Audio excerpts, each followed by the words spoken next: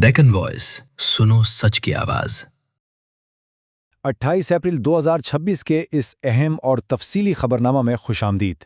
आज हम तेलंगाना की उन तमाम ज़रूरी खबरों का जायज़ा लेंगे जो सीधे आम जनता की ज़िंदगी से जुड़ी हैं। इस प्रोग्राम का मकसद सिर्फ खबरें सुनाना नहीं है, बल्कि उन अहम बातों को सामने रखना है जो आवाम के लिए जानना बेहद ज़रूरी है। तो चलिए बिना किसी देरी के शुरू करते हैं। आज के इस जायजे को 5 हिस्सों में बांटा गया है। पहले ताज़ा खबरें और अलर्ट्स, फिर सरकारी स्कीम्स, उसके बाद पढ़ाई और रोजगार के नए मौके, फिर माइनॉरिटी समाज की तरक्की और आखिर में साइबर सेफ्टी और सेहत से जुड़ी ज़रूरी मालूमात। सबसे पहले रुख करते हैं रियासत की कुछ ताज़ा खबरों और ज़रूरी अलर्ट्स की तरफ, जहां हाल ही में कुछ बेहद संगीन वाकयात पेश आए हैं। महालिंगपुरम गांव से एक इंतहाई अफसोसनाक खबर सामने आई है। 28 अप्रैल को तेज बारिश और आंधी के कारण एनसीसी लिमिटेड की एक इंडस्ट्रियल यूनिट में क्रेन गिरने का बड़ा हादसा पेश आया। इस दर्दनाक हादसे में 5 मजदूरों की जान चली गई और 12 लोग जख्मी हुए हैं। वहीं दूसरी तरफ 27 अप्रैल को राजीव गांधी इंटरनेशनल एयरपोर्ट पर एक बॉम्ब धमकी वाले ईमेल के बाद हाई अलर्ट जारी किया गया था, लेकिन पूरी चेकिंग के बाद राहत की बात यह है कि ये धमकी सिर्फ एक अफवाह यानी होक्स साबित हुई। रोजाना सफर करने वालों के लिए 2 बहुत अच्छी खबरें हैं। 25 अप्रैल को आरटीसी स्ट्राइक खत्म होने के बाद 26 से 28 अप्रैल के दरमियान हैदराबाद और पूरे तेलंगाना में बस सर्विस अब पूरी तरह नॉर्मल हो चुकी है। इसके साथ ही 28 अप्रैल को पेट्रोलियम मिनिस्ट्री ने तस्दीक की है कि प्रीमियम पेट्रोल या डीजल की कीमतों में फिलहाल कोई इजाफा नहीं होगा। तो ट्रांसपोर्ट का खर्च बढ़ने का जो डर था वो अभी के लिए बिल्कुल खत्म हो गया है। मौसम की बात करें तो अवाम को अभी भी सख्त एहतियात बरतने की ज़रूरत है। महकमा मौसमियात ने कई ज़िलों के लिए अपना रेड अलर्ट बरकरार रखा है। हालांकि 27 अप्रैल की शाम को हल्की बारिश और तूफान ज़रूर आया था, लेकिन दिन का तापमान अभी भी 42 से 44 डिग्री के बीच बना हुआ है, यानी गर्मी की शिद्दत में अभी तक कोई कमी नहीं आई है। चलिए अब आगे बढ़ते हैं और रुख करते हैं उन सरकारी स्कीम्स और फैसलों की तरफ जो आम आदमी को राहत पहुंचाने के लिए उठाए गए हैं। सरकार ने अवामी कामों की रफ्तार बढ़ाने के लिए कुछ बड़े कदम उठाए हैं। 28 अप्रैल को हाउसिंग मिनिस्टर ने ऐलान किया कि इंदिरा हाउसिंग स्कीम को जल्दी पूरा करने के लिए अब डिस्ट्रिक्ट कलेक्टर्स को और ज्यादा ताकत दे दी गई है।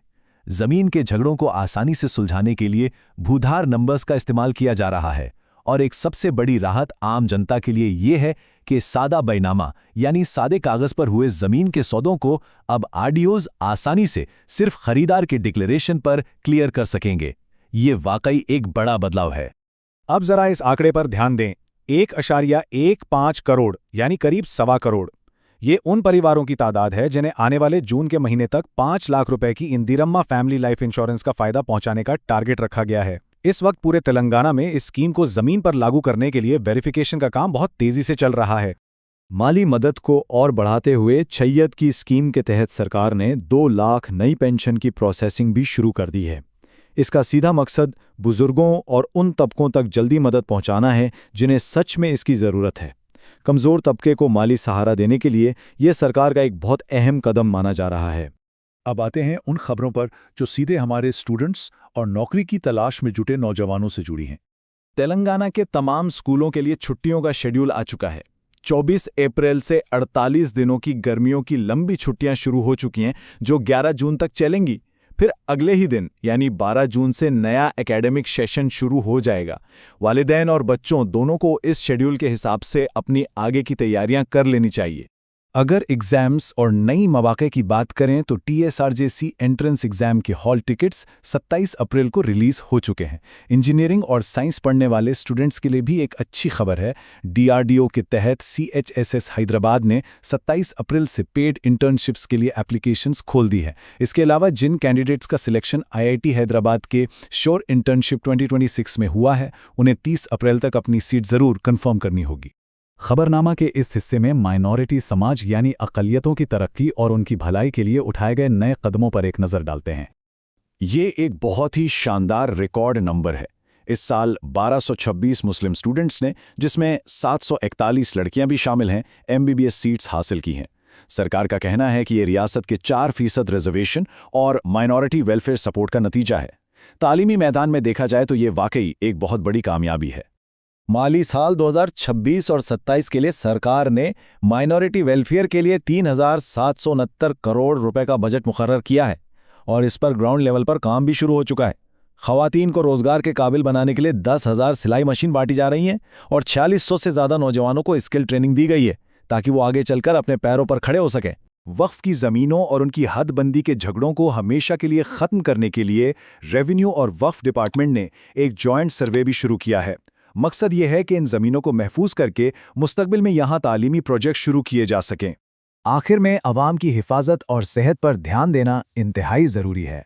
आज के इस डिजिटल दौर में साइबर सेफ्टी और हमारी जिस्मानी सेहत दोनों के मुद्दे बहुत अहमियत रखते हैं। साइबर मुजरिमों के खिलाफ पुलिस अपनी कार्रवाई बहुत तेज़ी से कर रही है। हैदराबाद पुलिस ने अलग अलग स्कैम्स में शामिल 20 लोगों को गिरफ्तार किया है। ये धोखेबाज आम जनता को इन्वेस्टमेंट और ट्रेडिंग का लालच देकर उन्हें लूट रहे थे। सबसे अच्छी खबर इस मुद्दे में ये है कि पुलिस ने इस हफ्ते इन स्कैम्स का शिकार हुए लोगों को करीब 1.5 करोड़ रुपए से ज़्यादा की रकम वापस करवाई है। आजकल एक नया और बहुत ही खतरनाक धोखा जिसे डिजिटल अरेस्ट कहा जा रहा है तेजी से फैल रहा है। इस फर्क को समझना हर शहरी के लिए लाजमी है। असली पुलिस हमेशा एक ऑफिशियल वारंट के साथ आपके दरवाजे पर आती है, जबकि ये स्कैमर्स सिर्फ वीडियो कॉल पर खुद को बड़ा पुलिस वाला बताकर लोगों को डराते हैं और पैसों की मांग करते हैं। इन फेक कॉल से बचना बहुत ज़रूरी है। सरकार और पुलिस ने आवाम को खबरदार करने के लिए एक बात साफ तौर पर कह दी है।